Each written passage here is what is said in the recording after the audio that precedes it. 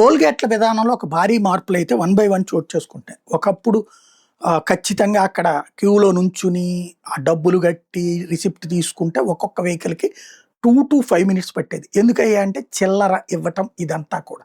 Cash కరెక్ట్‌గా ఉంటే గనక ఓకే. అట్లా ఎవరి దగ్గర ఉండదు.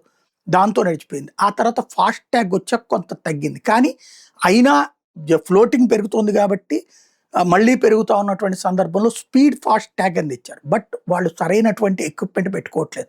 మనం స్పీడ్‌గా వెళ్తున్నప్పుడు ఆటోమేటిక్‌గా క్యాచ్ చేసి ఆటోమేటిక్‌గా లెగవాలి ఆ గేట్. కానీ లెగవదు. మళ్ళీ ఒక కర్ర అడ్డు పెట్టి స్లో చేసి మనల్ని చూస్తారు. అక్కడ ఇంకా అది మరి ఎందుకు అర్థం కాదు. ఇప్పుడు కొత్తగా చెప్తున్నది నితిన్ గడ్కరీ గారు చెప్తుందంటే దేశవ్యాప్తంగా టోల్ గేట్‌లో ఏడాది నుంచినే మనం వెళ్ళిపోవడమేనంట. ఎక్కడ ఆపకుండా. అలా వెళ్ళిపోతున్నప్పుడు ఆటోమేటిక్‌గా డబ్బులు కట్ చేసుకునేటటువంటి విధానం తీసుకొస్తున్నాం స్పీడ్‌కి అంటున్నారు. అదైనా సక్సెస్‌ఫుల్‌గా నడిస్తే బావుంటది.